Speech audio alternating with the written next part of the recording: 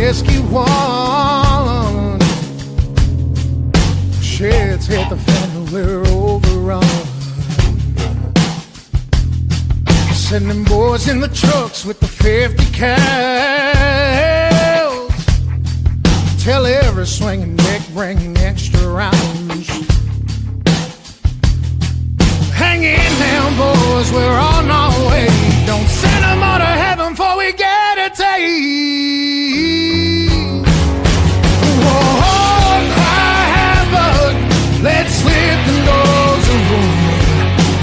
What you gonna do? And happy Sunday to you folks. Happy 4th of July weekend and happy birthday 250 to America. I hope, number one, y'all have had an amazing, awesome weekend. It's the Double S Podcast. We're back live here Sunday. Hopefully you have had a fantastic weekend, and hopefully you are still counting with 10 digits. Nothing got blowed off. That is also a hope that I have for you. It has been an awesome weekend. Very low-key for me here. We got a lot of stuff done around the house. We're watching our grand dog, Bugs, who absolutely loses her fur when fireworks go off. This poor dog. She was a highly, very viciously abused rescue animal that my son and his girlfriend adopted.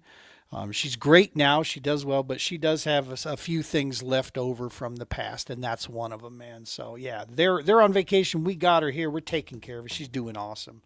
Last night, our neighborhood was actually not too bad. Not near as boomy as it normally is. So, pretty good deal. But the fireworks displays were phenomenal all the way around us. We can see them from where I'm at everywhere. And, yeah, it was pretty awesome to see there. We're going to talk all about that stuff here. I'm not going to waste any time. We've got a green room full of dudes, and before they start throwing things at each other and causing a ruckus in there, I got Army boys, I got Marines, I got an Air Force. I got one Air Force dude. He's in trouble. There's soldiers and Marines all around him right now. All right, so let's go ahead and pay the bills real quick. And then we'll get this thing fired in here. Where are we? I'm looking for something. There it is. Every episode of the Double S Podcast, you know the routine, brought to you by the Romans Warrior Foundation. Go check them out at Romans Warrior Foundation on Facebook, Instagram, all the stuff out there. Hashtag helping is healing. Check out all the awesome divisions they have there. We have the Field Ops Division, the Global War on Terror's Wall of Remembrance. Stay tuned, folks. We're going to be bringing this to the Midwest. The wall is coming to Osage Beach, Lake of the Ozarks. Going to be there in September, and then we're jumping up into Iowa afterwards. Going to be an awesome September here with the wall. You can check all of the scheduling and everything. And if you have a town event that you want to take to the next level, get a hold of Brian Romans there at the Romans Warrior Foundation. Let's get the wall into you. Of course, none of this happens without Adam Bird and the fantastic, amazing podcast that he has on the Heroes Media Group. We are proud members of the Heroes Media Group. I'm telling you, go check them out there at the website. Something on every night, resources galore, different shows, some of the best podcasts you're going to find out there when it comes to real talk, comes to real information, and just pure entertainment, dude. Go check them out, Heroes Media Group. We've even got one of the OGs of the Heroes Media Group in here. Homefront Sit Rep Willis is in the waiting wings here waiting for us. All right. So that's it. The bills are paid. We got it all done. We're going to talk about a bunch of stuff here tonight. And before we get going, I'm going to throw this disclaimer out. If you need to rewind this before you have verbal vomit on the keyboard, I want you to rewind and come back to this statement right here. The Double S Podcast, any of my sponsors or affiliates, or the True Patriot Outfitters, or the Romans Warrior Foundation of Combat Recovery does not, nor would ever endorse a singular candidate, politician, or political party. So any opinions you hear tonight are that of the individuals only, and it is not in support of any party or anything or any politician therein. Therefore and thereof. All right, there we go. That's as close as I can get to a lawyer speak for you. All right, we got it in. We're going to talk all around the stuff, all things Merica, and then we're going to close it out with some good fishing yapping. We're going to talk about some of that stuff that we're going into the dog days of summer here. So let's go ahead and start bringing him in. First, my homie, the dude I learned a ton from watching. If you're not tuning into the Homefront Sit Rep, then you're a loser. You need to tune in and check him out. We got Willis the man in here. What's happening, Brother Willis? How are you, sir? What's going on, brother? How are you? I am awesome. I am Thank you for the awesome. introduction, man. Of course, I like dude. it. I like it. I watched the sit rep not in entirety because I just don't have the schedule, but I go through a lot of your episodes and I watch them real close, because I learn a ton from you guys, dude. And Well, thank that's you. I mean, we've been doing it what 3.5 years, and that's the whole thing that we do with Homefront Sit Rep is that that network that we built. With yeah, the Tip of the Spear podcast that we do at the end of the month, and then just linking everybody together and helping teach other veterans how to do a podcast. Matter of fact, your boy Theory, he's getting ready to start a new podcast that's going to be underneath the Homefront Sit Rep. Super excited for him and Berserk to start their podcast. me Uh, too. I think that's going to be awesome. Curators of Time is what they're calling it. So I can't wait to see the funny skits that they come up with, because they're both hilarious. And then of course, we still got the Unapologetic Veteran podcast as well. That's underneath. I'm trying to get a hold of Andrew with the Battle Talk podcast. Try to get him scheduled to get started back up. Uh, Nice. so it's just, man, it's a lot of things going on, and I can't be more excited to be, in this veteran niche that we are in when we come to podcasting, because Heck yeah. a lot of your big platforms out there, like your Spotify and your all of those that host podcasts, there's not a veteran uh, niche in their platform. So Right. we're competing with all these other other podcasts out there, and I think we're starting to take a stranglehold, and they're starting to recognize. So yeah, I do man, I too. love it. And in anytime I'm reaching out to people, I drop that HMG name, man, and that usually carries the weight, right? Because it's got all of us behind it. It's a big deal Oh yeah, to throw that out there. It's a lot heavier. And for us, I mean, 6 years we've been doing this stuff, but only the last two have we been 100% in the veteran space, right? I mean, we were always there with our nonprofit, but we were fishing first, right? And yeah, then we yeah, talked about, we use that as the gateway to get us through the door, and then go here. When I wanted to make that switch and leave that behind to say that we're going to also talk fishing, but we're going to be in the veteran service. That's what my nonprofit is. That's what we do for a living. That's where we need to yeah. sit, and we need to support that. And so Adam Bird and I, when we had that conversation, that opened it up. And so yeah, man, I learned a ton from you guys Well, to the watch. good thing about that though is there's a whole plethora of nonprofits out there for veterans in the fishing world and the outdoor world in general. So you have a lot of content that can be created. I mean, I know on Homefront Sit Rep we've had several nonprofits on that are, we just had Heroes in the Water, we had Montana Warriors on the Water, we had the Fallen Outdoors, we had What's Up Rat Man. We've had so many nonprofits that are dedicated to helping us as veterans, and like you're not a veteran, but you're a veteran supporter. Yes, sir. Patriot is what we call you. Yes, And sir. there's a lot of nonprofits out there that is dedicated their whole mission to helping our brothers and sisters heal. Whether it's in a kayak on a river, whether it's deep sea fishing. I mean, come on, there's nothing better. Gunny will tell you, mine's being outdoors. I love being outdoor. Gunny's reset is fishing, having a line in the water. That's his reset. He was up in Wisconsin this weekend, 10 and a half Nice. hours. I asked him if he wanted to come on tonight, but he's sleeping already because he just got home. And I was like, come on, we're going to be talking about fishing. He goes, nah, man, I'm already in bed. I was like, all right. Gotcha. Well, let's go ahead and bring the rest of these guys in here that are patiently waiting, or you and I will just take over the show, and these guys will be like, "Screw you guys." Let's get these guys in here. We have TPO team member coming out of Missouri, our brother Jason, United States Marine. Brother Jason, how are you, sir? We're doing good. Hanging in, hanging out, enjoying summer. And we got our brother out of Nebraska here who he doesn't know it yet, but we're going to ask him to join the team because we need a Nebraska dude out there. But we'll wait. We'll wait to ask him till we know he's going to say yes. Then we'll do that. As brother Jaron here. Hey, Jaron, how are you, man? Not too bad. What's going on? Too much, dude. Not too much. We're just doing a little show, dude. Let's go ahead and get in Brick first. All right, let's bring him in. We got Brick in the green room. Mr. Co-host, yeah, Air Force guy. There we go. That's right. The chair force is in the building. Hey, you guys can have Maverick all you want. We got Tuskegee Airmen over here. We make it real. Making it real. All right, now for a first ever, this is my homie, my brother.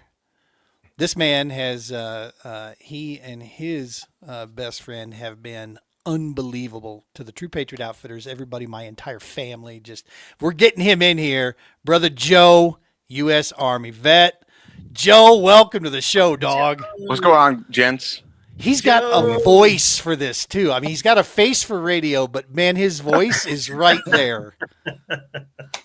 Nice. I mean, what can I say? It is what it is. And we have, yes, one of our newest supporters out there, and just a dude that he doesn't know yet, but I'm just going to call him my friend because I had a chance to sit down with him and fish with him down in New Mexico. I love me some Mr. Gale Carr. We got him here out of Texas. Oh. Mr. Carr, how are you, brother? Very good, very good. Excellent. Thank you for joining in, man. We'll be talking fishing very soon here for sure. So this is our round table to start here. And what I wanted to do is we're going to go just kind of around the deal here, get some opinions. I'm going to let StreamYard kind of figure itself out because I can hear it chopping the audio up a little bit. So let's give StreamYard a second to catch up. But what we're going to do is we're just going to talk about some stuff in the news. The big one, of course, right out the gates, Merica 250. I got to be honest. I kind of feel like a bum. I didn't do anything extra special for this one. I will say during the day, the VFW in Lafayette was serving lunch open to the public. So we did go there, and I met one of my neighbors who was organizing it from this area here. So I think we got a good new connection there. He's an Air Force vet. But I went to the local VFW. We had a brat and hamburger and such and hung out down there. What was cool about that was that at our mid-50s, my wife and I were like the youngest people there. It was pretty awesome. We were getting a lot of looks like, who are the young guys, who are the young couple here. So we felt pretty good about that. Let's start with you, Willis, and then we'll roll it around. What you were doing, like, the rest of us were like suckers. You were on a ship. Dude, I did it right. So I was on the Carnival Liberty. We were coming back. So we were on our 2-day sea cruise back. And so top off the morning, get up, do breakfast thing. 10 a.m. they had the military appreciation video that they put together. And I will tell you, I did not know Carnival, the current CEO, she's not a veteran, but her dad was a veteran. Her brothers are veterans. Got some nephews and nieces that are currently serving. So Carnival is really, really more veteran friendly than they used to be. Like now you can, when you go through Carnival, you can actually put on there that you are a veteran if you want to self-identify as a veteran. There are things that they do for veterans while you're on a ship. They have the Heroes Bar on the ship as well, which is new. Within the last couple of years, they've added that, the Heroes Bar. They hire a lot of veterans for Carnival. So needless to say, they did a bang up job. Now, the boat we were on didn't have fireworks, but there were other boats that were leaving that same day for 4th of July. They got to meet up and do a big fireworks show out in the middle of the Gulf, which was super cool. Unfortunately, I didn't get to experience the fireworks on the ship, but meeting the other veterans. I mean, there was 5 or 6 Marines that were on board. There was a ton of Army guys. There were a bunch of Navy guys, a couple Coasties, one Space Force that wouldn't stand up and say he was Space Force. There was a bunch of National Guard people as well. Carnival did a bang up job, man. Let me tell you, it was phenomenal. Dude, that is good to hear. It's good to hear that companies are stepping forward that maybe struggled in the past or whatever. I mean, I always say as the token civvy in the room, I'm the one that call them out. When I see these people like, we support the military, here's a 5% discount. I want to straight throat punch them. Like, you 5%, piss up a rope, do something for these guys, man. Yeah. And I know you guys never would say that, and that's cool. I will. I'll be that freak. I'll be that jerk out there going, bull crap, do something for them, dog. Step up. But so you want to hear something funny about that, right? So Burger King used to be really, really veteran friendly. Like, your military or your active duty, your police officers, fire, EMS, they would all get 50% off, if not free. Wow. Well, for veterans, it used to be 50% off. Then it went to 25%. Then it went down to 10%, and now I think it's 5%. That's what they give for veteran discount if you ask for it. Yeah. Meanwhile, the Whopper's $12. Right. Like, whatever. Hey, real quick shout out. We got Craig from Colorado Fishing here tuning in. Craig was with us at our last PBKS event. That was awesome having there. Everybody that's tuning in, thank you so very much. Appreciate you guys tuning in here. Jason, were you out in the backwoods, brother, or where were you at? I was out in my brother's backyard. It's kind of one and the same, but that's where we had a good time. I mean, I don't know. We shot off a couple 100 pounds of tannerite, 18-foot trailer full of fireworks, briskets, hot dogs, hamburgers, kids in the swimming pool. I mean, lit a couple of red coats on fire. We had some red coat targets, actually. Nice. We painted them up with the Lapua a few times. Love it, dog. But that's what we do. Really, things don't change around here. I was talking to my mother from 1976 when I was conceived at 4th of July, probably. In the back of a 76 Malibu Classic down on the creek. But, it stays the same around here. That's how we do things. We don't have none of the political rhetoric around here and nobody getting along because of that sort of thing. So everybody's kind of blood true. Tell you, man, every year I keep trying to, hey, honey, Arkansas looks good. Missouri looks good. Hey, I've been around a lot of places in lots of parts of the country, on the coast, not on the coast, inland, outland, islands, foreign countries. This is the best place on earth. Yeah, really. I agree. I like it up there as 100%. well. So speaking of nice places, we got Nebraska as well, man. I've been watching there. Jaron, anything? You did a fishing trip this weekend, is that right, man? You braved the holiday crowds and went out.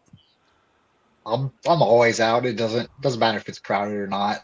I'll find a place to slip in, but I stayed close. I had other obligations. Went over to a buddy's house, had hot dogs, burgers, lit off some fireworks. Oh yeah. So I just stayed close to the house. And you're in the Lincoln area, is that right? Or Omaha? Lincoln. Lincoln area, that's right. Yep. That's the pretty part of Nebraska over there, dude. It gets green over there. I think the West is pretty, but maybe I'm jaded just seeing the trees and the cornfields all the time. I'll tell you, when you live out in the brown, dude, you're looking for green, and so it's like same with Kansas, the further east you go, the more green it starts to become, and it starts to look a little nicer. But Awesome, dude. Well, yeah, that's that's the good thing. No craziness. Nobody blew off any digits, toes, lit any capris on fire or anything. No, just a trash can fire at 3 a.m. Just the normal stuff. Yeah. Normal stuff. Who doesn't? I mean, if you don't, are you even trying to celebrate? I mean, come on, Joe. What'd you do, dog? You got the big family stuff all together? Did I see you guys? The kids are decorating some cookies, homie. Yeah, we smoked some ribs. I tore apart the washing machine. Responsibilities and whatnot. Right. Warranty voided. Exactly. Who needs a warranty? We smoked some ribs. Jay came over, and we let the kids get pumped up on sugar and run around the backyard. Nice. That is so cool, dude. Yeah, dude, if Joe's not opening up something or ripping into redesigning something, I mean, yeah, the world has stopped turning at that point. Joe's got to keep himself busy with something. Warranties are for suckers. True. I agree. He'll figure out how it works. I promise you. Exactly. Redesign that, 3D print something better is what he'll do. Oh, Very no. true. Gail, how about you, brother? What you doing down there in the land of Texas down there? Well, I'm out in the desert of Texas, so I don't have to worry about fires too much. There's not much to burn out here out in the dirt. You got a mic on? But I spend most of the time. Can y'all hear me? Yep, I got you. Okay. Most of the evening I spent taking care of Lola. You met Lola at the fishing tournament, and she just was in a panic because everybody in my neck of the woods was either shooting fireworks or guns, and my dog was just underneath everything, and I had to take care of her all night. So I didn't get to go out and enjoy the fireworks like I liked. She's like the one we're watching where the boom booms are just not her favorite, right? Oh yeah, she's got bad PTSD. She's got it worse than me. Right. Right. My son and his girlfriend, their dog, she literally will start to shake so bad that she can't walk. She's just Right. locked up free. She's that traumatized by him. It's insane. And I'm like, man, we gotta, I don't know, maybe take a trip to the dispensary or something, teach her how to hit a bong or gotta do something to try to figure this out. We got Lola good at stones. We got her stoned. We bought some of those calming squares, and let me tell you, she was stoned out of her mind. But they don't last long enough. She fell asleep. She was laying there with her tongue lagging out of her mouth and everything. And then when it really got bad, when it got, I don't know, about 11 o'clock at night, when the fireworks really were going at it, she came out of her stone, and then it was a wreck. So I just didn't get the dosage right. It didn't last long. Then she's frightened and hungover. Yeah, that's Right. not cool. That's not cool. Speaking of hungover, Brother Brick, how are you, buddy? I'm pretty good. What about you?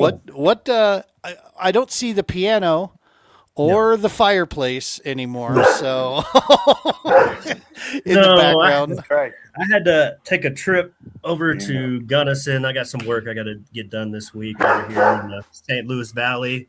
We're doing some fish stuff, so I had to make the trip. So you get to see my father-in-law's office. I stole it for the situation. Nice. Making you look important, dude. I mean, yeah, it makes me look bad. I got all kinds of gadgets in here, Joe. I need you to figure it out. I don't know. He was a geologist. He found dinosaur bones. I got dinosaur bones around me. Let me tell you what. That's a Tuesday morning for Ginger, dude. Dinosaur bones, other bones. He's got that's a Tuesday morning. I was just saying that's a Tuesday morning for you, having bones and carcasses around. Yeah, my shepherd was acting up. I had it muted. Oh, gotcha. Yeah. All right. So 250, awesome deal. saw, if you stay long enough on social media, you'll find garbage, right? And so what I've tried to do is remove that out of my daily. I just try not to mess with it. I did have a couple friends, and I'm going to admit something here. I had a couple friends that tried to poo-poo, that have a really bad outlook about, there was a statement one about, the last 12 years, blah, blah, blah, haven't been great. And I see people flipping the flag upside down and putting that as a profile picture and things of this.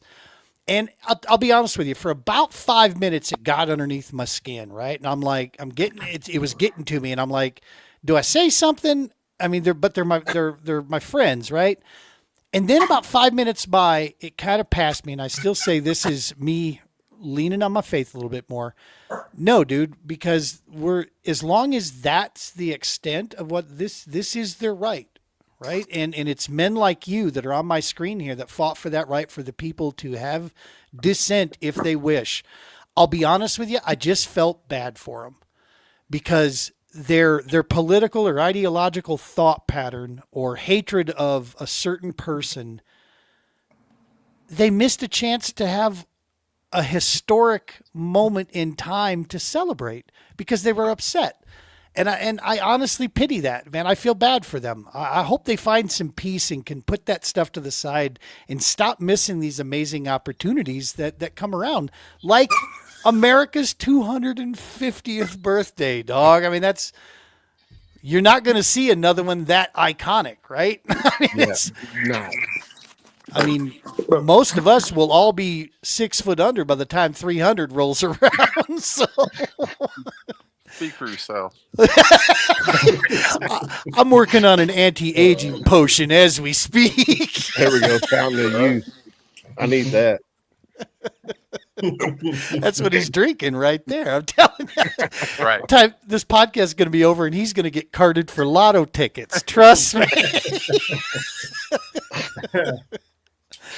But yeah, dude, that's kind of where it hit there. Do any of you guys do you struggle with the social media thing, fighting back, or have you found some peace on how to move past the mess and just stay focused on the good?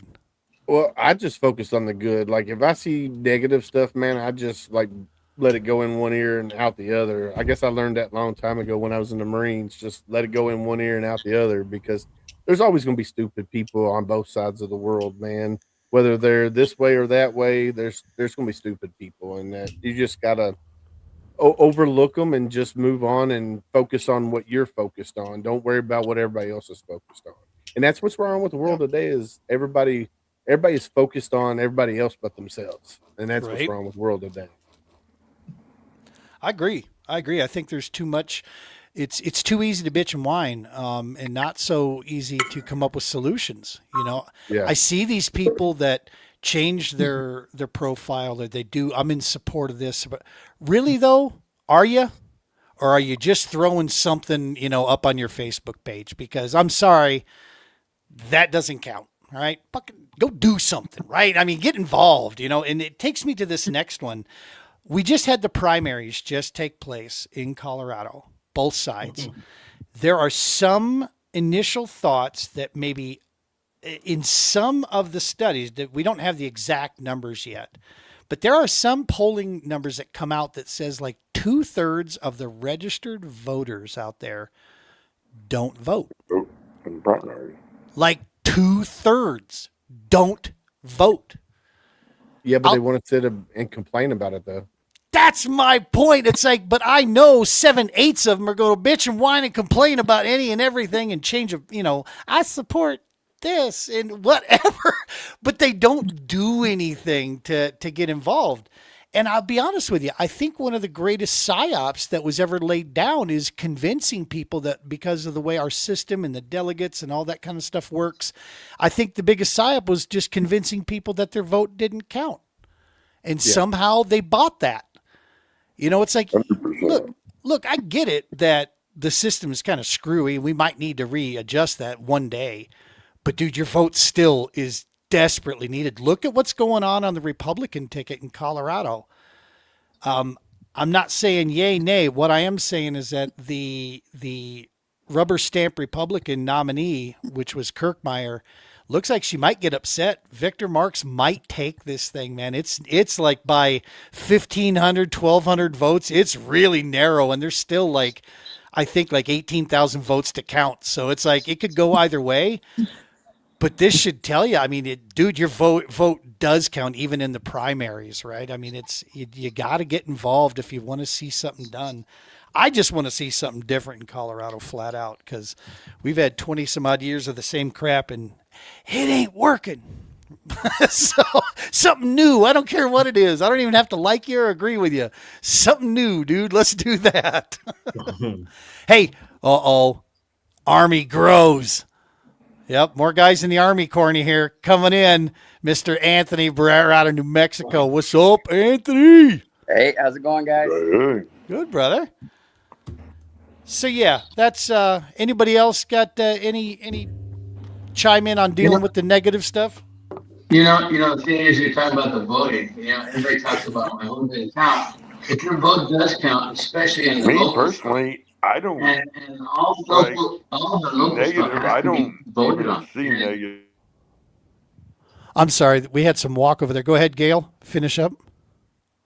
I'm just saying the local stuff is the stuff that's even more important than the national stuff. I mean, everything grows from the small to the large, and when people don't even learn who a judge is that they're voting for on the ticket, they're like, well, I'll vote for him because he's this party or that party, but they don't even know what the judge has been like in his whole career. But they vote on it. Nobody takes the time anymore. There's not a page in the newspaper to read politics anymore. Yeah. Because nobody reads the newspaper. And social media is not a place to teach you anything. God, no. The League of Women's Voters used to put out a booklet, and I appreciated that because they always tried to say, like right middle of the road, nonpartisan, just right down the middle of the road, and just explaining, if you vote yes for something or you vote no for something, type thing, this is what it means type deal. But I don't even know if they still do that or not. But yeah, I don't know. Anthony, you're upside down, bro. Okay. There he is. There you go. There we go. You got to tell the Marine told the Army guy how to fix his camera. Hey, I had my crowns today, so that's why I did that. I was going to say, he must say it. Yeah, nobody ever confused the Marines with knowing the right from the left, right? They got that down pretty good. Yeah. The box opens to the back. Yeah. Right. Front to Yeah. back. Jason, You ever heard of march? They say left. You left. Yeah. Jason, you were starting to say something there. The audio got a little mixed up, but what were you saying on how you handle it? I don't deal a lot with anything around here. It's just still 1980s. But, with the number of population that we have and the people that are trying to speak out for their little lower issues, they just don't seem to make any common sense about it. I think that's more so what we're lacking. So if it isn't common sense, I'd just delete and move on. And that's, like Joplin. Joplin is an example of, what happens when we take our hands off the wheel. That's what I'm going to say is because, I had a chance to go there and I saw what was going on. They defunded the police. I think these crazy things that took place, I think they were so absurd. I think a lot of folks, and I probably lumped myself in there too, were just like, no, that's goofy. There's no way that's even going to be a thing. Next thing you know, boom. It blows up and it's like, whoa, what happened? Wait a minute. Whoa. How about some, like you said, how about some common sense and we find some common ground and let's, those of us on the moderate tip over here would like all the wackos to get together and work it out because we can't afford wackos to be in charge. Here, Bob says it right here. You can't fix stupid. Too bad we can't eradicate it. This is true. And I want to piggyback off of what Gail said. It's for us. It starts at the local level. That's what we need Agreed. to focus on. We need to focus on our hometown, our larger city and then state level. Once we get that figured out, then we can work on federal stuff. I mean, Agreed. That's just some crazy stuff. What's up, No, Trish? that's how crazies get in office, you know? Crazies get in office because nobody goes to vote. And so the people that get fired up and vote for them, and then they get in office. You get people in city council, people in county government, people doing weird jobs. You get people who are not even qualified for the job they're running for because people vote for popularity and not competence. You mean like a bartender becoming a congressman? Kinda, yeah. I mean, who would do that? Shots fired. Shots fired. Well, and it just goes to show you that maybe the discontent is so bad nowadays. Anything new, whether it be crazy left, crazy right, completely turned upside down, something has to change. So Agreed. anything new, they're just going, you know what? This sounds good. It's not what we've been doing. Let's just try it. And I don't like the party system as a whole anyways, because it breeds groupthink. Right. And that's kind of what's happening is to kind of piggyback on what Gail was saying too. You got some people who don't even want to vote, and then you have a bunch of individuals who think identically the same that are willing to make it out to vote. And we're just getting more right and more left, and that pendulum swing is starting to get even more right. So every time we switch over, it's insane. It is. In the book that I covered a while back, Tribe by Mr. Younger, Sebastian Younger. Highly suggest this book. Pick it up. It's 150 pages, quick and easy. Very few pictures, Brick, but it's a good audio book. If I can do it audio, I've listened to the book about 3-4 times now. I'll probably be listening to it again.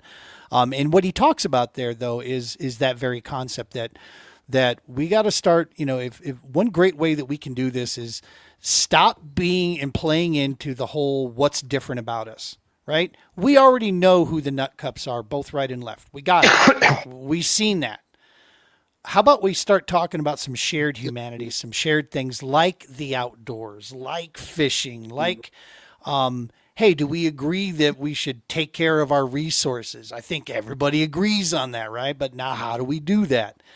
Find that common ground, dude. And we got to start getting more of that out there. 100%.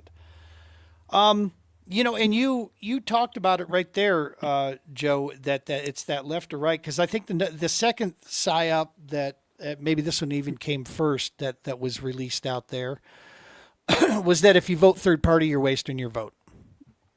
This has got to be killed. This has got to go away, because at some point, I mean, if you don't believe it, watch when the mics turn off. They go play golf together, all right? Whether they got a donkey or an elephant on their ticket, they're hanging out. They're sharing cognac together, and they're making sure that third party can't get in there. Ross Perot scared the hell out of them. Back in the early 1990s, we had a president elected with less than 50% of the vote because Ross Perot took that much of the right vote away from old GW. Or actually, no, that was GH, wasn't it? Yeah, the first one. And since that time, what third party has even had a legitimate shot of even trying to get on the stage? They can't anymore. We got to break that, right? That's the only way you're going to get good ideas, at least in my opinion. Imagine if you just got rid of parties as a whole. Yes. And you had to research what somebody was about. What would these people do, right? If they couldn't group up together as lemmings, what would they do? Chaos. It's not even lemmings. Where would they get their money? It's all a money game. Yeah. It's all a money game. It's where can we steal money? I'm all for voting a person. Do your research and voting a person. Yeah. 100%. Colorado these days, I am like Joe said, I'm looking for it. Jesse the Body Ventura. That's right. Bring him in. I don't care. Something different, dude. Because what we've had has failed. And Yeah, just give me something. Give me something different. And Dwayne, Gail Dwayne is the 100% Rock. spot on. Follow the money. Yeah. What was that in Beverly Hills Cop 2? It usually ends up, or no, maybe no, it was in Rush Hour. Ends up with an old gray-haired white guy. That's who always has the money. You know, that's behind everything. He's the evil doer. Terry. Always. Speaking of gray-haired old guys, Terry, how are you, brother? Doing good. Hey, that's That's a a good great lead-in. I segue. love it. There you That's go. why I've There you got go. the hat on. Hey, as you can tell, I'm wearing the special hat here. That's so. right. That's Got right. to. Appreciate you tuning in. We're almost to the fishing bet. stuff, dude. Let's I'm going to jump forward on this one here because I want to get some out-of-staters' opinion on this. So, gentlemen, for those of you who don't know, who haven't been watching the news, the lower southern part of Colorado right now is on fire. And it's one of the largest in the country. It is the state's largest. It is burning this state apart. There's been a pile of evacuations, and I think this morning, I think we heard only 13% contained was the last time I heard this. We've got crews coming in from Alaska to help battle this thing. It's horrid. The main body of water that's being used for our planes to scoop up and keep going in there is called Pueblo Reservoir. I'm involved in about 5 or 6 different Facebook groups of all related around Pueblo Reservoir. The amount, and I hope 1 or 2 of them is watching tonight. I doubt they are. But if they are, the toadstools, the lower than belly button lint idiots who feel it is their right to be on the water, when we've got planes and first responders trying to refuel water to fight this fire, why has CPW not shut that reservoir down so that crews can utilize it safely? Instead, they got to look out for, white rimmed sunglasses and Nickelback blasting down in a wake boat because they feel it's their right to celebrate. Oh, where's a big 3-ounce crank bait freaking, when you need one just to bounce it off the side of their head? Brick, you're down there. You live in that neck of the woods. I mean, dude, Colorado Springs is like smoked out because of this thing, right? I mean, you guys are getting it. In the afternoon, if the wind changes, it will get smoky. But it's so dry, if you fart wrong, you can start a brush fire. Yeah. So, I mean, that's kind of where we're at now. We don't have any rain. Last year, we got all the rain in Colorado. Usually, we do get a pretty good bit amount of rain. But as I see it, we didn't have fireworks. A lot of people in Colorado didn't have fireworks, except for he ain't wrong. We're in Gunnison. I mean, Gunnison had fireworks. So, I don't know. I think that, like you said, I think they should shut it. In my opinion, I think they should shut it down to be able to. Those planes come in, if they hit the water.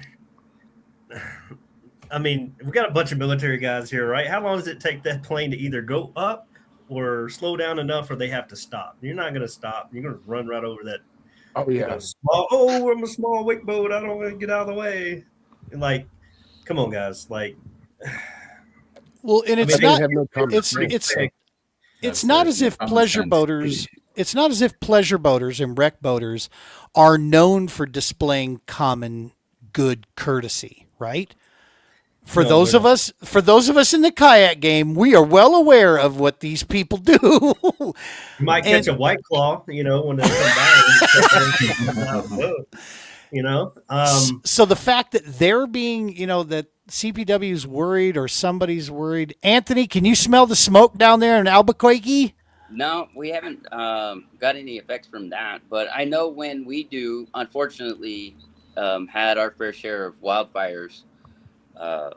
I think the state comes together and everybody gets off. And I know one of the recent fires, they were at Brantley, wherever they can. It's just part of it. During an emergency, you need to step up and do your part. And sometimes that's doing nothing, getting out of the way. Dude, and I'll tell you right now, that is the community that I experience every time I go down there and fish with these guys down there. It's the people, dude. Now look, I'm gonna shoot it straight. There's some tore up roads down there. All All right. Some of y'all's roads leave a lot to be desired for. I finally found a state with some more busted ass roads in Colorado. It's Go New to Mexico. Louisiana. Go to Louisiana. That's true. No, you're right. Little Rock can kiss my booty too. I'm never drive through that shite hole again. But Mississippi's got some bad roads too. Right? Yeah, they do. I think But- we all have our fair share of bad roads. But the community That's down there in New Conscious- Mexico, Conscious man, was bad, bro. Conscious was bad. it was rough. But the community down there, dude, not just even, you can tell it's in the towns, you can tell it's in the, even that little meth village we drove by. You could tell those folks bonded together when they needed to. I went to a gas station, wasn't big, and got a 6-pack of eggs really quick. I was like, get out of here. But Yeah. no, and all jokes aside, it is more of a community down there. And I think out here we do have a lot of people that are more interested in maybe their own freedom than, I shouldn't be restricted from this. Don't tell me what to do type thing. And it's like, come on, dude, be smart. Stay the hell out of the way of these guys. Hey, Gene, you made a comment before we got on the air. Yeah. Read this comment here. So she's, oh, yes. Okay. Thank you. I'm gonna say it. Colorado has now, I think it's for a Senate seat. She won her primary, and she is a proclaimed Democratic socialist. Yep. So I used AI for the powers of good this past week and started doing a little research. While this term has technically been around for a minute, it was never really used that much. It was kind of brushed under a rug and thought because of its associations. Bernie, One Trick Pony Bernie, brought it back into the limelight. And then our bartender jumped on the bandwagon, and then it went off. And I'm just going to flat out say it, dude. I'm sorry, but Democratic Socialist is another word for commie. Okay, communist. It just flat out is when you look at their itinerary, you look at what they are looking for.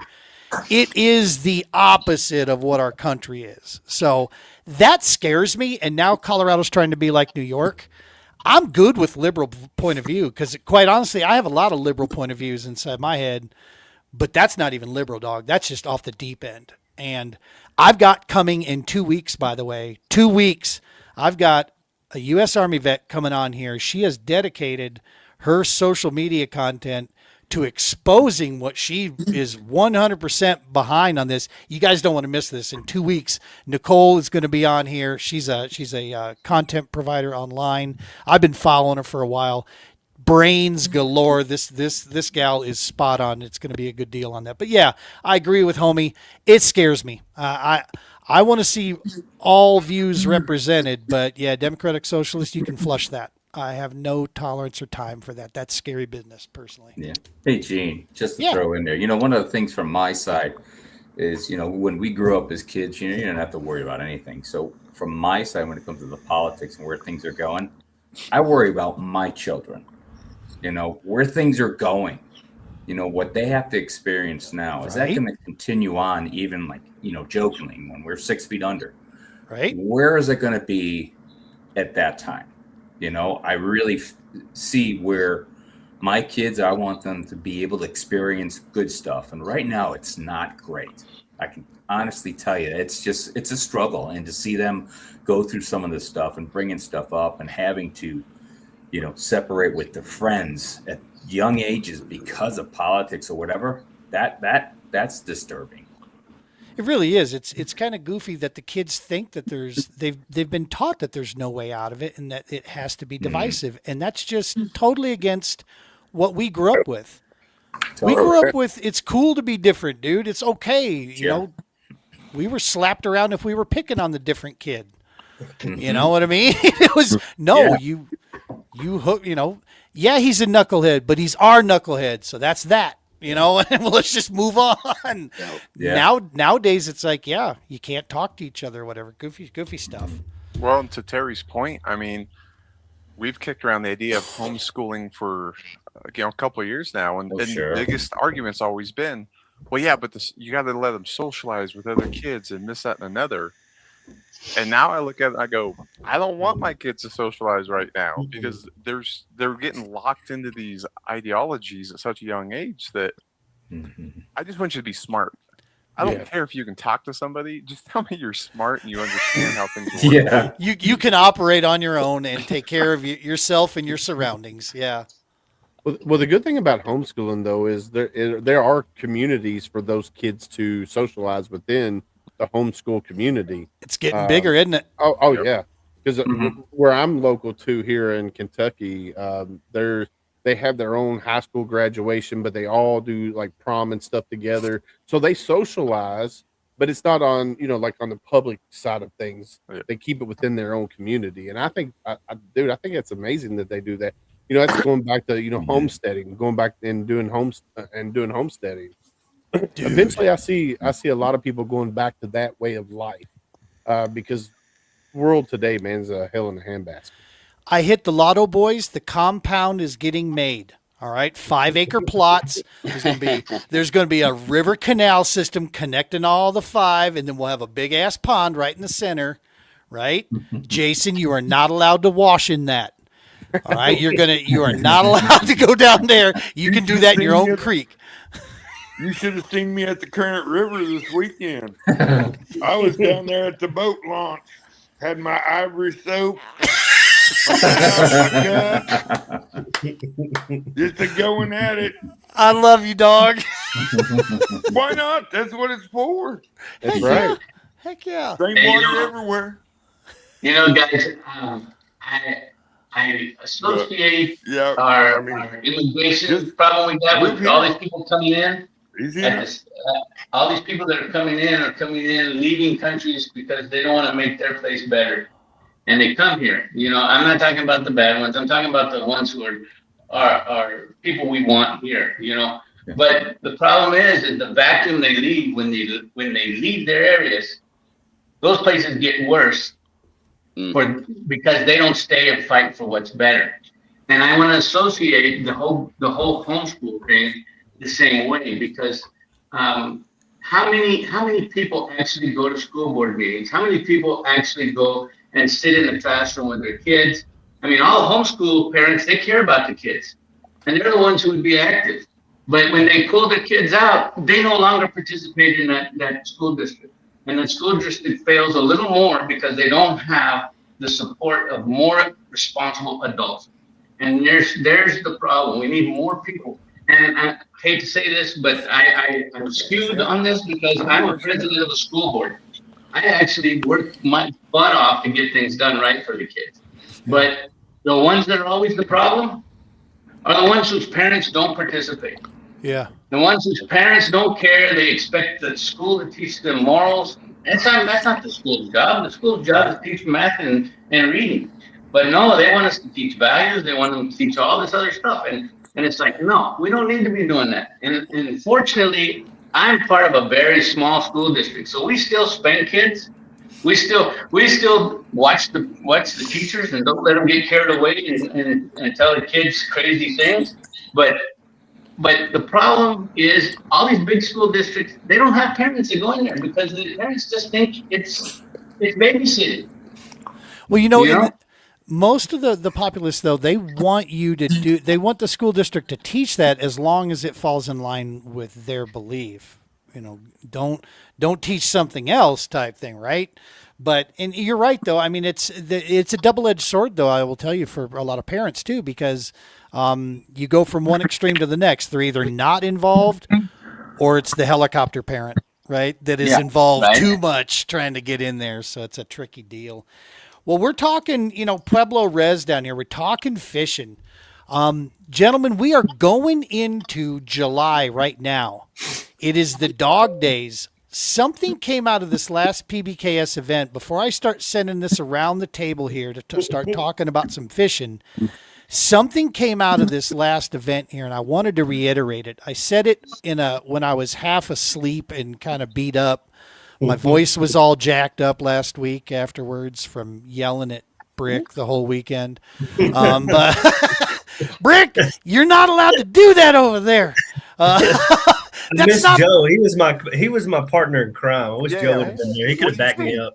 Brick stole another fish from you? No. He stole Only it his from son. he stole it from my son. Yeah, not me this time. Right. The love No. goes around, guys. The love goes around. That's right. Yeah. But a couple things came out of it. I wanted to say this and Terry, thank you, brother, so much for being there. That was an awesome deal. I enjoyed it. I went into that weekend, that Thursday, a little grumble butted, right? Because I had in my head an idea of what I thought support should look like from the groups, and it wasn't there.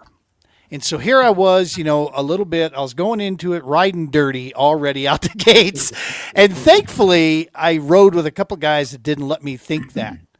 And I got to tell you, like I said last week, I couldn't have been more wrong if I tried, because what had happened and who showed up couldn't have been any more perfect if we would have tried. It was the perfect number, the perfect matrix group of people together. And it unfolded in one of the most memorable outings that we've had, dude. Adam said something. I want you guys to take this on the kayak fishing tip. Here is something. What separates the work we do from other recreational therapy things in the veteran support space? No two veterans on any one given day will go out in a kayak and have the same experience. Each time you go out in a kayak fishing, it is its own unique experience for that person that's going. The way he was explaining this to me was on Friday, practice day, Jay's dad, John, Papa John, couldn't miss. Dog, he was tearing him up. He was just yoinking him. I heard it was the rod. My may or may not have been a rod that Joe lent him. I'm not sure. Might have been. My Marine that was in tow with me couldn't get a fish to save his butt all day. I yacked a few. Ryan smacked a big old striper. Everybody caught fish except our token Marine sitting behind me. What? And I got to tell you, dog, I went into camp that night for the barbecue, and I had it in my head. It was sweating. I took it on myself, man. It's like, okay, this is BS. I got to get this dude on fish one way or another. So Jay said, "Hey, Gene, maybe you should put the tow rope on break." Yeah, he did. Switch it up. And then I said Screw big that variable. I said a bunch of choice words followed by J. And then I put a few more after J. After this way, you kiss my son of a dirty dirty. That was great. It was fun. Oh man, it was fun. I mean, So- look, I guess there was a story where Gene, your boy, was reeling in a monster, and you tried to sabotage him as well. So, like, You heard that, Joe, huh? yeah, what you got going on, man? Hang on, Now everybody knows That's all why I perfect. catch up all my fish. All That's on what video. I got the video. Let's just be clear about this, all right?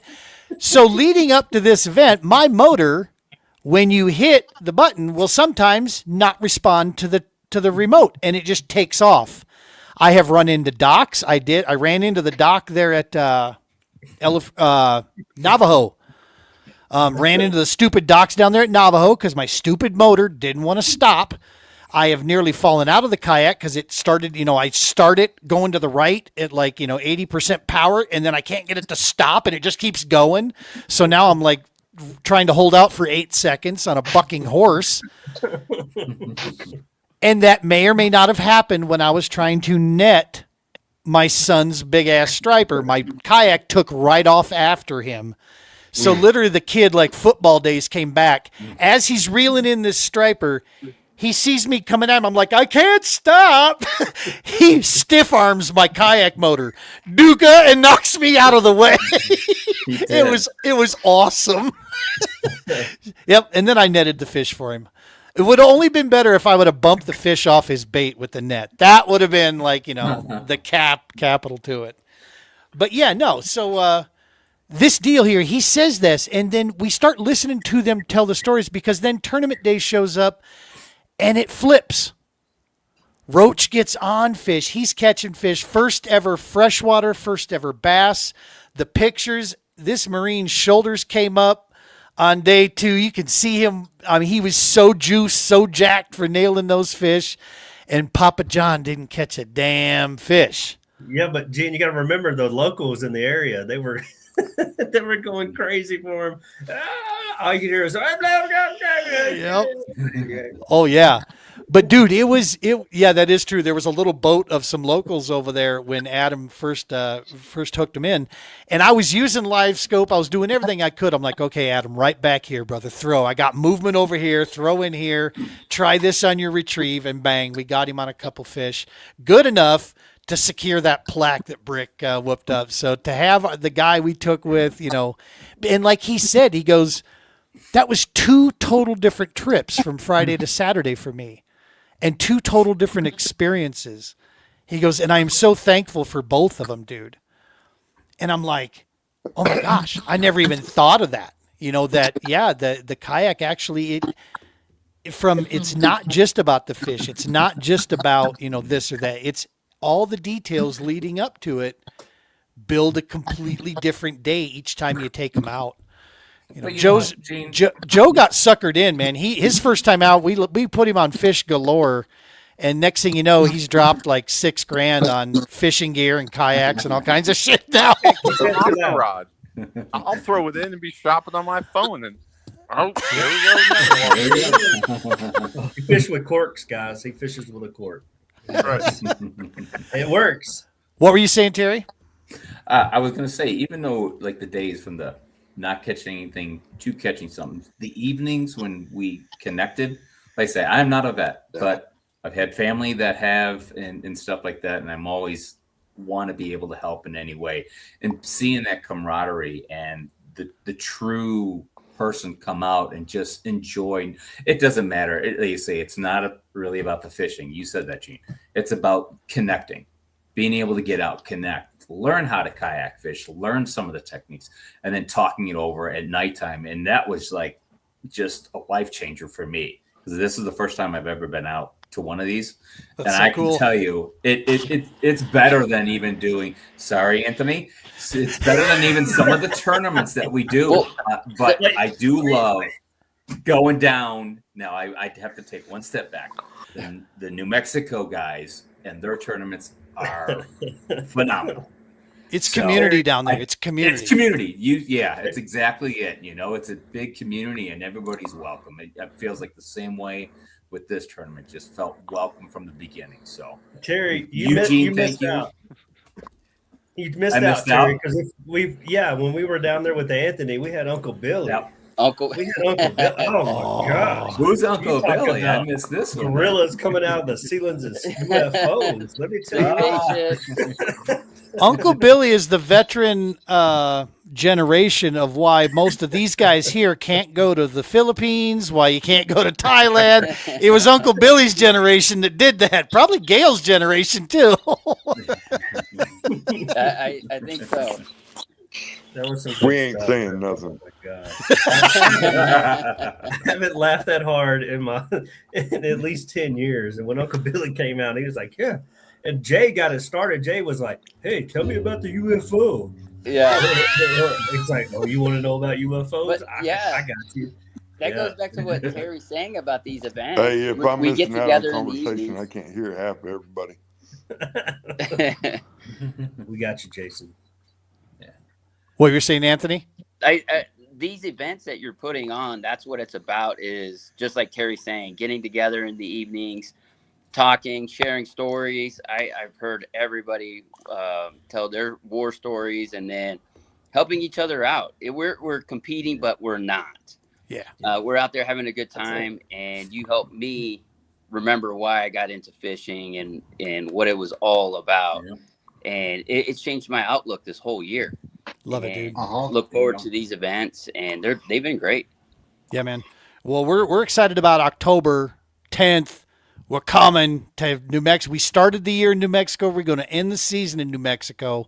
Ute Reservoir. We're loading up, dude. I'm going to go ahead and spill the beans right here. Yak Attack. Ian, love you, dog. Thank you so much. The Yak Attack is throwing up a Black Pack Pro that we're going to give away at the Ute Ute Res. Yes, for our final event, they're throwing that up there. So that's going to be a raffle prize. We got, of course, Kistler rod and reel. We're going to give that away down there. It's going to be good, dude. We should have a lot of loot that we're going to be handing out at this one, for sure. And we'll have to maybe do there with Untamed Sportsman too. Oh yeah, Gail, a big shout out. dude. We handed out at this last event Untamed Sportsman. We took that stuff you gave me, Gail. I divvied it into 3 events. I put it in 3 bags, and I still was like, my God, that is a lot of soft plastics in here. And Brick, you actually won the stuff, didn't you? You won the one Untamed bag. Well, that's Gail right there, the owner of Untamed Sportsman. Thanks, Gail. I got to go to Texas to try out some of them, but there's some things in there. There's some things in there that I can still use here. But I'm from the South, so I knew what you were making. I was like, oh, I know what this is for. And then I was like, well, how can I make this work at Pueblo? I was like, cut half of it off. The fish are not as big, but some of the things that you did have in there that was really good. I really liked it. Yeah. Willis, have you ever been on a kayak fishing, dog? No, I have not. Mission accepted. Right. Willis, right. you got to get baptized, son. What state are you in? I'm in Kentucky. Hot damn. So there is Heroes on the Water chapter that just opened here in Shepherdsville, Kentucky. So I'm going to get with the president of the chapter here and possibly go out there, but I am going ice fishing this February up in Wisconsin with Chris. Gunny and I are going to, it'll be my first ice fishing experience. Gunny, of course, being from Maine, he's gone on several, but I'm going up with Heroes Hunts for Veterans up in Wisconsin. Kudos to you, dog. Ice fishing ain't my game. It's kind of hard on the kayak. If we could get him to kayak. If we could get him to the Eco 250, it would be so awesome. Anthony, I see something that we should kayaks on the ice. Go ahead, break, some bitch. I don't care now. I ain't getting wet. I'm sitting in my kayak. We just have to drill tiny holes that fit through our scuppers, right? That's what the pistol's for. So right. Yeah. See, now I would ice fish like that. Now you're talking. Hey, Jaron, I'm thinking Kentucky ain't too far from you, dog. What do you think? We stop through Lincoln, pick you up, or we just, create a convoy? I actually listened to that song the other day. Convoy. That was a great tune. And I think we need to take this circus to Kentucky. Is what I'm thinking.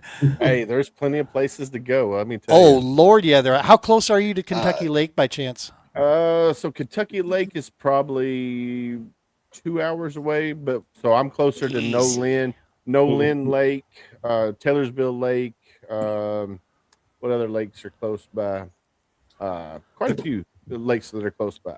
How far of a cast can I grab Gail and Anthony also to meet us up here, and then we just start creating this convoy chain going through Nebraska? Wait a minute, we got to send one down to pick Ginger up as well through Missouri. Right. And we're on our way. There you go. All in. I'll meet you there. Let's do it. I'm all about it. You better have a camera crew with this one. Hey, so Chris has a glass of kayaks behind the side-by-sides on the ice. Heck yeah. Towing us along. Yes. Dude, I'm down. I've got an ice suit, so I'll wear that in my kayak and away we go. Hey, let's do it. Good stuff. So, Jaron, let me ask you, what do you change up when the summer bite kicks in and with Nebraska fish? I mean, the majority of what you're attacking is green ones out there, right? I mean, not a lot of smallies. Nope. I just fish deeper. Just go deeper. This weekend I was fishing probably, I guess, anywhere between 10 and 20 feet of water. Brick. I know what he's doing. You said go deeper, and Brick started going, Unless it's at night, then you got to shot a little bit shallower. But see, yeah, I know what he's doing. Well, in Minnesota, that was the name of the game. You got to find those deep weeds, right? Get the deep weed edges and go play those. Kentucky Lake, dude, that is a game of ledges all day. Let's go. Right. Let's go. I've caught some big fish. I'll have to swing up and get Gunny, but he's 2 hours from me, so We can have to camp. We have to camp in Ginger's Bay. Let's do it. Jason's like done. Shit, he's got reservations already. What do you mean? No, it was Ginger. I'm already there. Anthony, you ever been that far east, dog? Fishing? I've never been that far east. Dog, we got to get you there. Yep. Yeah, you talking about some fish? Yeah. Okay. Yeah. See, and if this is the way you do it, is you caravan this thing together, right? So you can cut the cost down. We just got to find where can we intersect with Texas, New Mexico. Is that Oklahoma? Is that where we meet? Someplace out there? We got to get an Oklahoma connection. That's what we need. By the time you get out there, it looked like the caravan Twister. I'm trying to work on some connections in Oklahoma. I'm going to start fishing with those guys. It's my backyard. So I was going to say, you're pretty close to that. Yeah. Yeah, my backyard is literally Oklahoma. Nice. Good stuff. Well, awesome, man. So yeah, you just get deeper. Now in Colorado, we always got to run deep, right? I mean, it's just that's because of our pressure. And you call it pressure, I call it fish. Super clear water, So I call it a fish issue. They just it's go a fish deep. issue. I think there's something wrong with it. Something wrong with our fish here.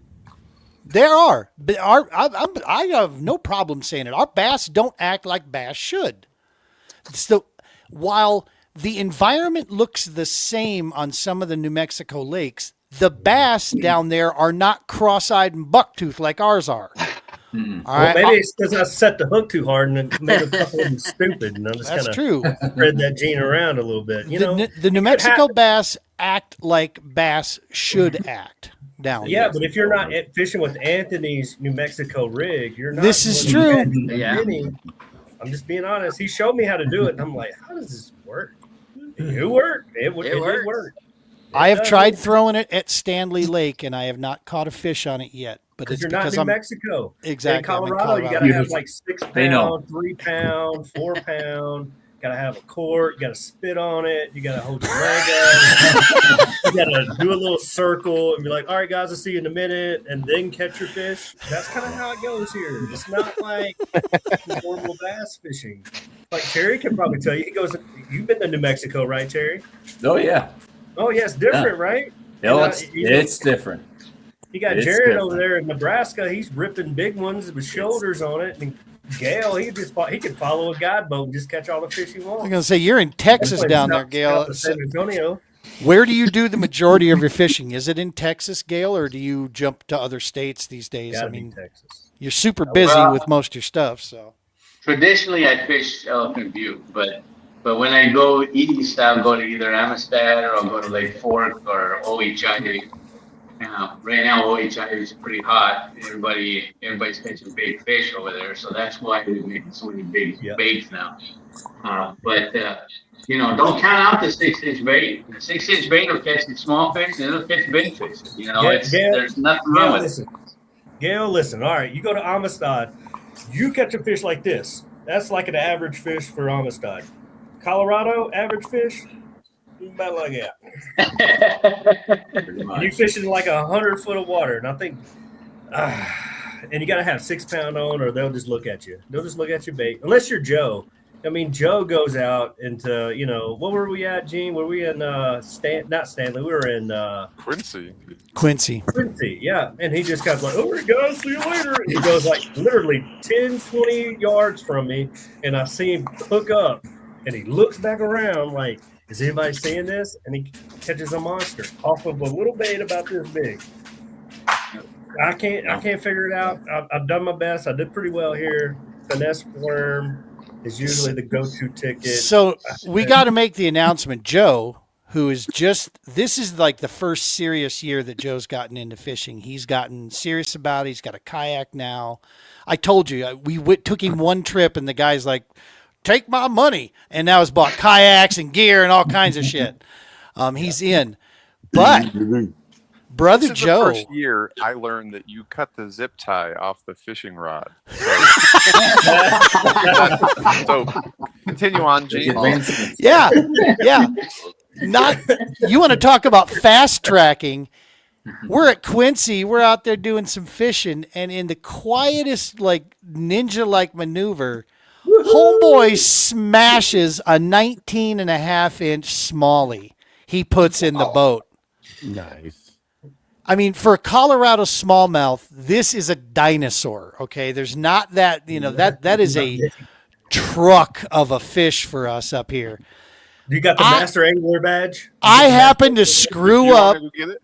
Yeah, go get it. I want to see this thing. So he and Jay constantly, are competing against each other. So I quietly tell Joe, I'm like, you do know that's a master angler patch fish you got there. So he goes and fills out his deal, and now, yes, of course, the entire time he has been showing this to Jay to make sure Jay does not forget. See, Gail, like a 19-inch fish, the state rewards you with a patch.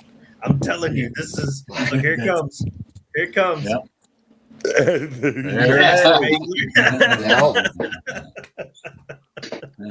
The man is certified now.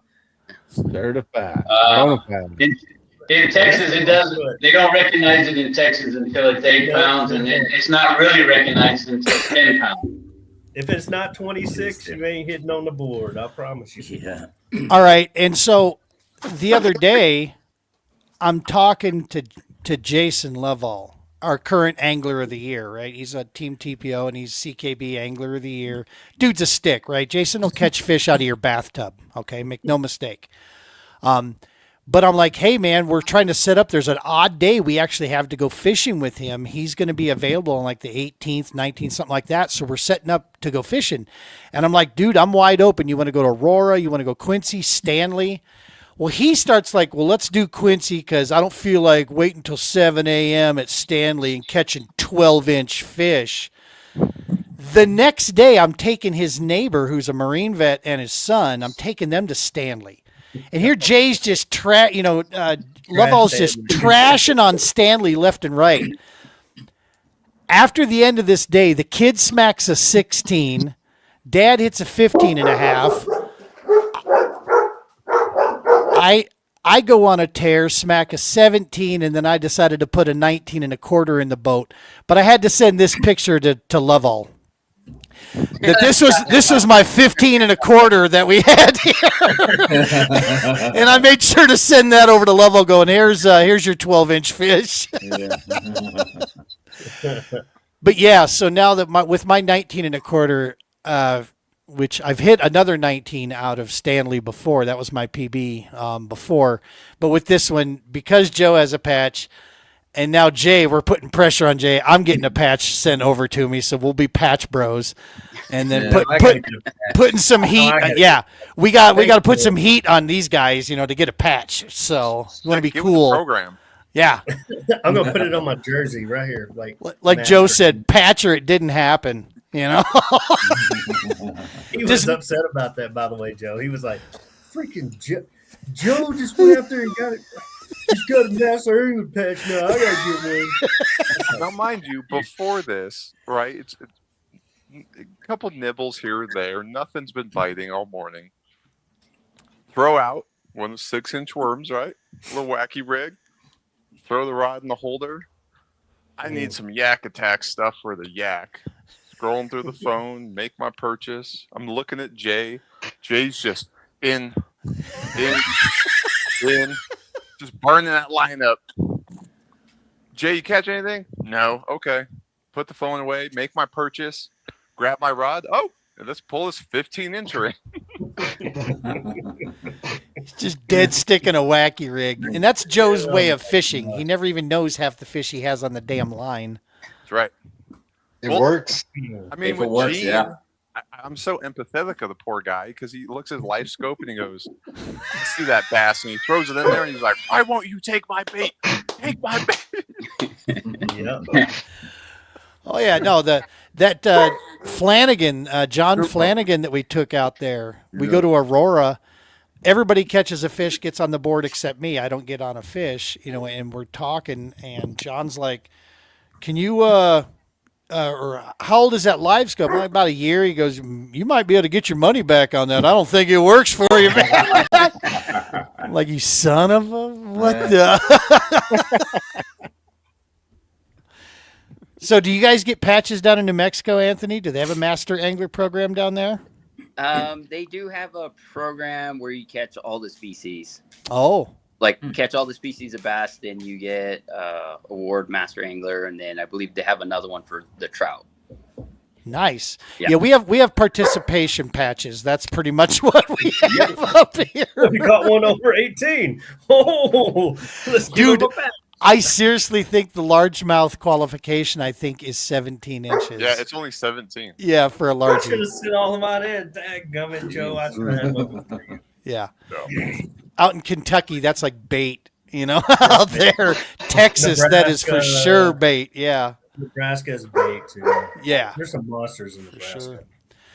Big. Well, gentlemen, any big plans for the rest of this year? Let's roll around it. We're going into the second half of 26 here. So let me go around the table here and just see what we got going on for the remainder, be it outdoors, be it on your shows, businesses, whatever it is. Willis, start us off, brother. Well, so Homefront Sit Rep's got a buttload of podcast episodes coming up. Tomorrow, Gunny and I were just going to do a show, just me and him, talking about our because Gunny just got back from his trip to Norway, or not Norway, Netherlands, where else? France, Germany. He was over there. He went Wow. to Devil Dog Fountain.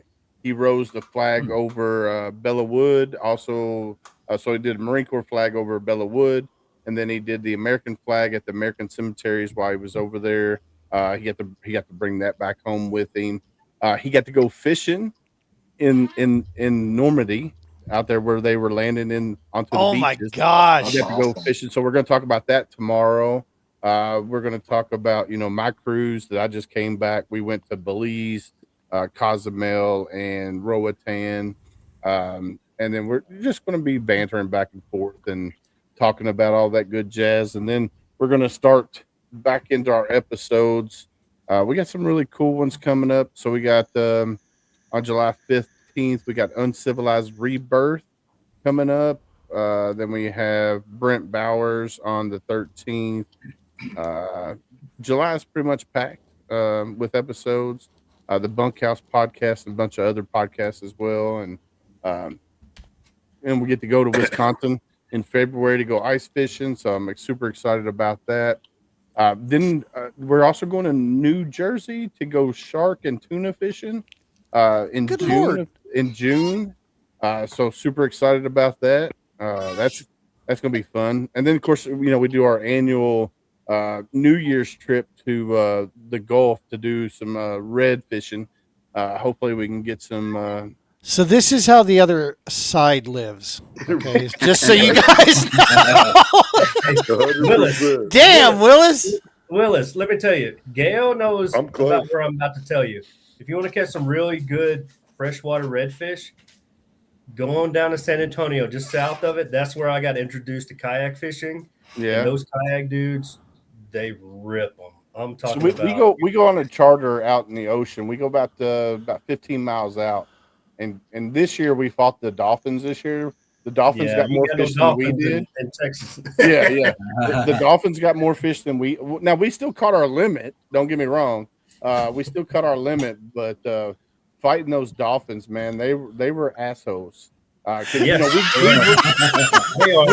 We bring them off the bottom, and as soon as we get them about maybe you could see color, dolphins snap. Yep. And dude, Smash these dolphins were such an asshole. They followed us 5 miles to our next spot. It was like, fishing mother. boat, gotta go. Oh yeah, they were following The us. ultimate hole buzzard. Oh yeah, man. I'm gonna have to bring up the pictures, but man, we had a blast. I can't wait for that. Emerald Sea Charters is who we use. We've used them for the last 3 years when we were down there. Not a private yacht, apparently. No, Okay. no. Okay.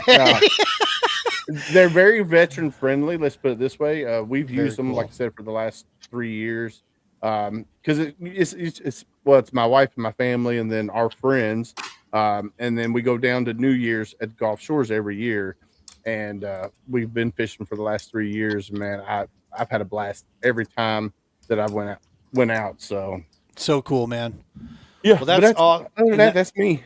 And that's tomorrow night's, though. You guys going to be talking some about that? Is that right? Yeah. Well, Cool. yes, Gunny and I will be talking about it tomorrow. Cool. 7 p.m. Eastern time. Right on the HMG. We got you. Yep. Heroes Media Group, Homefront Sit Rep. You can find us on all those platforms. Heck yeah. Let's see here. Let's go over to Jaron. So when you go deeper for the summertime, do you increase bait size, make smaller bait size? Any changes? Same forage? Yeah, he's holding it close. He's holding it close. I know. I'm going to crack him. Don't worry. Throw a half-ounce jig. Oh, I wish I could throw a half-ounce jig. You're not that far away. Come on up. All right. Like the past 4 weeks, 5 weeks, it's been dang near 90 inches every other time I go out. Wow. Like it's on fire right now. Love it. Well, Love it. Well, I got to jump off. I'm going to get my car and head over there right now. So, right? I got to jump off. It was nice talking with Terry, you. thank you so much, man. What do you got for the rest of the year going on here? Got some tournaments coming up, of course. Nice. I'm going to kind of keep that, and of course the big one, the Natty in South Carolina in October. So cool. Really looking forward to that one. Yeah. Gonna go represent New Mexico at the National Championship of Bassmaster. Hell yeah, Terry. You know what? It's a chance of a lifetime. The roll down came to me. I don't know if I'm gonna have a chance again in the near future. So it's like, you know what? I got my youngest son who's gonna drive with me, so we get some father-son time. And the other thing potentially at that time, it may not even be that far, is, you know, I may already be in Tennessee. We're looking to move to Tennessee. So there's a lot of things kind of rolling. You better get a spare bedroom in whatever place you get in Tennessee. You just better. We need a driveway. We need plug-ins. Right? Yeah. Even though if your kids grow up, you got adult kids you got to deal with too. Over in Colorado. You got that right. Yeah. Terry, thank you so much, man, for coming on. Looking forward to some more events the rest of the season, brother. You bet. Have a good one, guys. See you, Talk to man. you later. See you. Bye. Yeah. Be good. Jaron, since I was starting with you, what color of jig do you like to? No, I'm screwing with you now. What do you got going for the rest of the year, buddy? What's it looking like second half? I've got zero responsibilities, no wife, no kids, no nothing other than work and fishing. And so I'm just going to keep fishing as much as I can, hang out with friends. We live through you, Jaron, just so you know. Your eyes, we are watching you. Be careful with these Colorado boys. We'll come move in with you. What would that lure look like again? You know, a couple of screenshots there. Told you. So I won't tell you the brand, but it's just a green pumpkin half-ounce jig. It's a mop jig, Joe.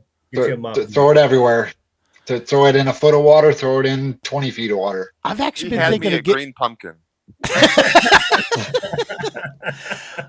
I've been looking at those Arkies. I got to tell you, they're hand tied, dog. I don't know. It's been a long time. They've been around for a long time. No, you better go with them local homemades.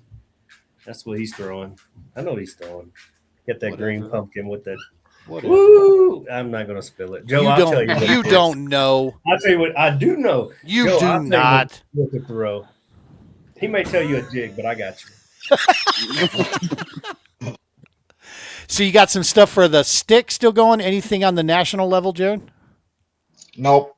I didn't make it this year, so just going to put my head down, grind hard this year, learn a lot, and go out next year and Stuff. see if I can do it. Well, we got one coming up in August down at Mound City, just south of Kansas City, not too far from you, dog. So I'll keep you in the loop on that. If it's in the cards for you, I'd love to have you come down there and join us with that. It's supposed to be, according to Stony, it's a heck of a little lake down there. It's a city-run park that we have that we're going to be camping in, so should be pretty cool. But I'll keep you in the loop. We'll see what gas prices are. Right. That's what's holding me back right now. I feel that. Jason, how about you, buddy? What do you got going on here? You're a busy dude. I am running and gunning Moyak and giving Josh all my money, apparently. He's good at taking it. Apparently. But I did get a call today. A buddy of mine, I know from dog training with the bite dogs, all this. And he runs some veterans organizations here locally. And he said, hey, a buddy of mine called me. He goes, do you have a passport? I'm like, what do I need a passport for? He goes, you're going to Canada with me for 10 days, all included. He's got everything. Bro. Oh, yeah. When is that? Oh, I don't want to tell you. I don't want to tell you. Is it in August? I leave the 27th of August. Understood, dude. That is once in a lifetime. PBKS is going to be around. Don't you sweat it. We'll come to you. This is a chance at a lifetime trip, dog. Like, I'm still in awe. Like, he says, we're going to go up there. I'm going to get a car. We're going to take it up there.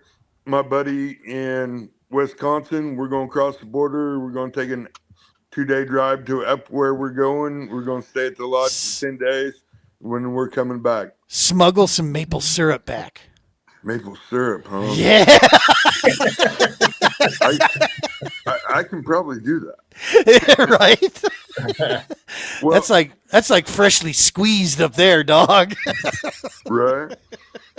Hopefully I can kind of shimmy off and get into a bear or two while I'm up there. Jesus.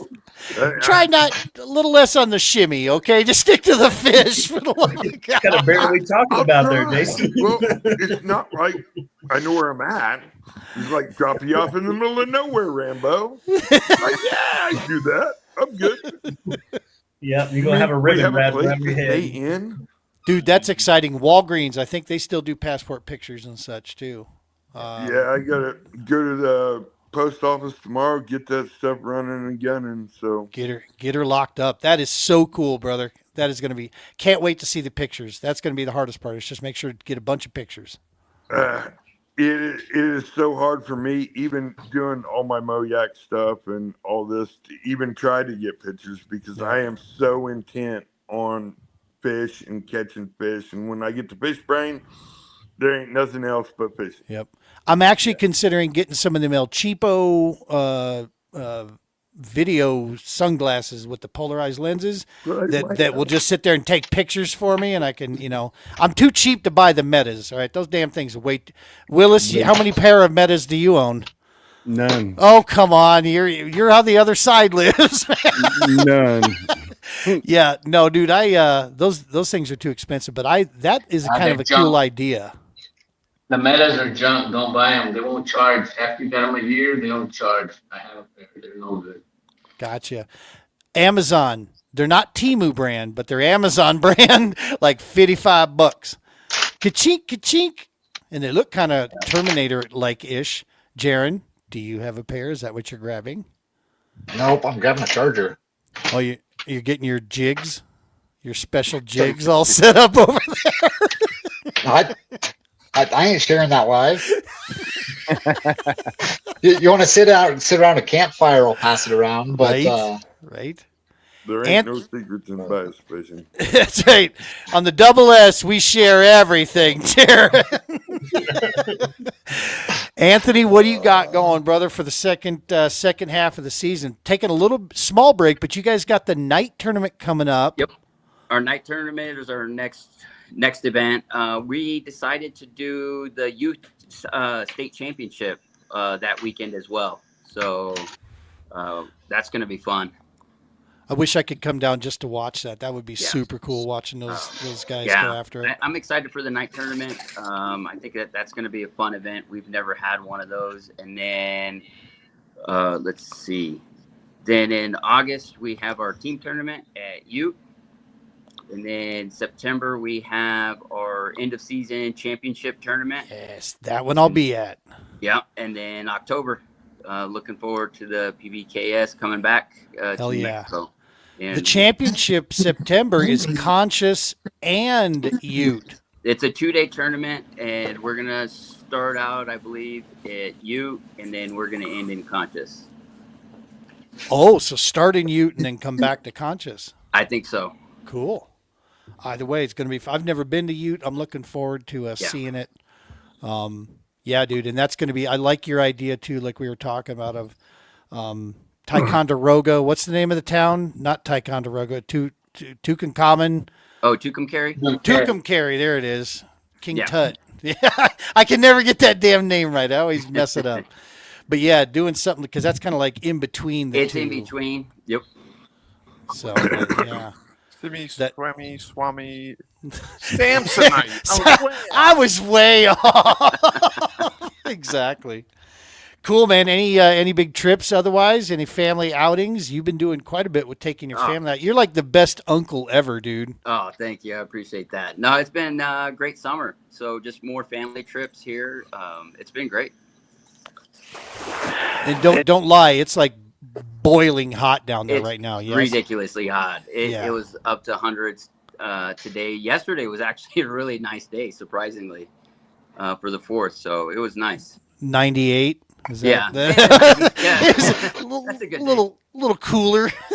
Real brisk, real brisk. Yeah. Gail, how about you, brother? You are always on the move, always staying busy down there. You're a man of many talents. What do you got sitting for the second half of the season here? Actually, your season goes all the way through, though, doesn't it? You don't really have to we worry don't so much stop. about. We don't stop. There's no end to the season. But thing is, it's probably going to be working more than getting the fish. We picked up different groups that we're sponsoring. We're sponsoring you guys. We're sponsoring the New Mexico guys. We're sponsoring a bunch of high schoolers and college teams in Texas, Arkansas, Louisiana. We got some guys in Minneapolis and some in Wisconsin. And I'm always looking for groups of veterans or young people that are interested in fishing that we can help out. And we work real hard at trying to tailor stuff to each geographic area or to the event. An example is the August event. Today actually I was working on stick baits. We call them switches. And they were all in camouflage color to go with the veterans. So we're going to send a bunch of those up there for you. That is super cool. So we're just really busy making a lot of different baits. I am always trying to sneak away and go see my grandkids in all their different activities. Most of them are in baseball. And typically at that time of year, we get to go to either Florida or South Carolina to go see them play in the travel leagues. And if we do, of course, I sneak away and go fishing. I'll get a charter somewhere. Nice. Good stuff. Brother Willis, thank you so much, man, for hanging out with us. He had to run. Willis had to check out the Homefront Sit Rep, y'all. Make sure to check out. It's a great podcast he and Gunny host here on the Heroes Media. Yeah, check them out. Good stuff. Well, awesome, Gail. Yeah, dude, you're a man that's extremely busy. I can't thank you enough, man, for backing us up on the PBKS. We're not trying to take over the world, right? We're just trying to do these events and make them worthwhile. And having just a handful of select, strong supporters behind us, like Untamed, that means the world to all of us, man. And I know that Brick, he was digging through like a kid at Halloween as he was going through that bag. I was like, "Oh, this is Senate. Oh, look at this! Yes, this is what I want right here." Anything to get Brick off them crawfish. Listen, Gail knows about crawfish. Oh yeah, crawfish are big. Let me tell you, Anthony. I want to say one thing to you. You got that tournament coming up. UV baits. I got glow in the dark baits for night The fishing. So night, the Yeah, night you tournament. might want to Yeah. come visit me. yeah. And we're gonna Kill it. start making some. We're gonna start making some urchins too, just because it's such a hot thing right now. So It Yeah. is. so we're gonna start shooting some hand pour Yeah. urchins. Gail, Oh, do those you are cool. does Untamed? Do we carry any grubs? Oh yeah, every grub you can imagine. You got smaller grubs like 2 and 3 inch. I've got all the way from 3/4 inch all the way to 8 inch. So I got stuff all the way in So between. I got tons of grubs. so brick size all the way to jean size. I got you. I read what you're saying there. Reason why Joe gives me such a hard time about the crawfish because I use a rage tail. So if you know anything about a rage tail, it's multi-purpose. So you can buzz it across the water like a buzz bait. You can drop it in just like a jig or a Texas rig. You can fish it multiple ways. So I'm excited to see how I'm going to use some of the stuff that I have that you got that I won. I'm going to try it out. So when I do catch it, I'm going to send you some pictures. And so I'm going to show Joe that I'm not one-dimensional, Joe. I can do finesse. I could do it, man. Take the crawfish away, like Jaron and his jig. Take the jig away from Jaron, and he's just a normal guy then. The first tournament I fished in the West was in Nebraska, and I won. So, I won. Brooks like, you know this crawfish? I was like, never seen it before. I'm not talking to you. Hey, I Jaron need knows jig lessons that thing's myself. killer. That's my least producing bait. Oh my goodness! I'll show you how to fish it. Don't worry, I got you, Jason. It's not I'll get the up there. using of the crawfish; it's the subtle, gentle wrist flick that. No, Brick's it's got the nailed disturbing down. things that Brick does to the crawfish before he gets to the lake that I'm not willing to do. That's why. that show up on those Don't give crawfish. hey, if I got to fish against Jaron in Nebraska in the future, don't give him my tricks, guys. Come on. Awesome. Well, gentlemen, what we got going here, we've got a field up tomorrow. Joe is gracious, and Jay, they're going to come out and volunteer with me. We got a family of 4. Yeah, that's you. Did you forget? Yeah. That's gotta go load the yak up. Exactly. We got a family of 4 we're taking out. Husband's the vet, and then his wife and 2 kids. We're going to be taking them over to Stanley.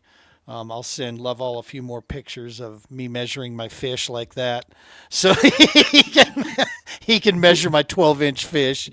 We got that going, and then Tuesday we got a HOW event, Denver Therapeutic. We're Heroes on the Water. We got that going Tuesday, and then Wednesday, boys, this is the big one.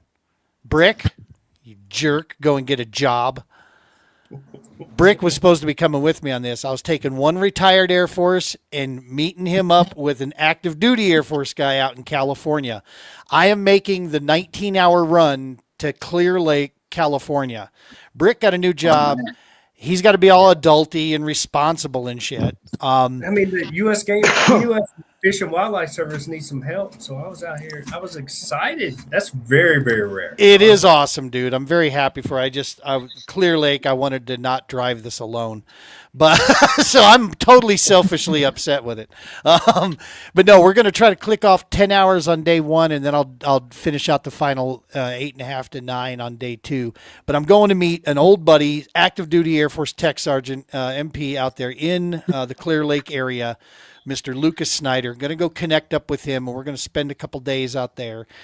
Not for nothing, I'm like giddy as a schoolgirl because this is like Clear Lake is literally part of the Mount Rushmore of bass, big bass factories. Yep. So to get probably this will be my only opportunity ever to go out there and fish this thing. So really excited, dude. It's going to be amazing. If it turns out that I hit a double-digit bass, we just might have to do a Tier 3 event out there next year. We would just have to do some fundraising and take a pile of vets out to Clear Lake. That'd be awesome stuff. But yeah, man, we'll see. So yeah, we got that stuff, and then of course PBKS in Kansas, PBKS Ute, and some stuff with CKB, New Mexico bass. We're going to be on that. We're going to be busy. Field ops events keep coming through.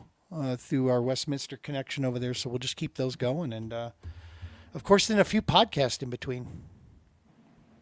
That's about it. Gentlemen, we've been going for an hour 45. You guys talk a lot. That's all I'm saying. No. Gentlemen, I can't thank you enough. I appreciate you sitting in, and we chopped up some less than fishing topics, and then we talking some fishing here. We almost figured out, what Jaron uses out there in Nebraska. We'll keep working on him, and we'll just keep having him on the show until he spills the beans. Gail, thank you so much. Out. Right. I am, because it's only like 6-7 hours, dude. That's leave in the morning. I'm there by lunchtime. We'll be eating bologna sandwiches and going fishing. I can see it.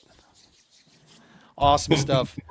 Gentlemen, thank you all so very much. Appreciate you. Love you guys. Looking forward to the rest of the season with all of you.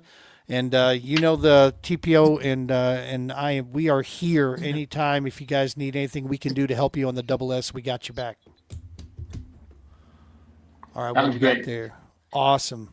Folks, you know the name of the game here. You know our routine. Make sure you smash a like, subscribes, all that good stuff. We don't really care about the followers, but it does help us get the message out to more people. So definitely, now next weekend, I'm telling you right now, there won't be a show, okay? I'm going to be on the road driving back from California. If I do a show, it might be from a hotel.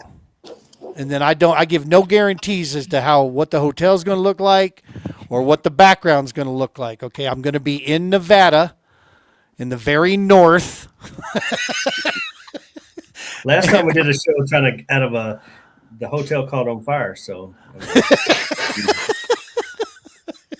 we don't talk about that, Brick. All right. What happened?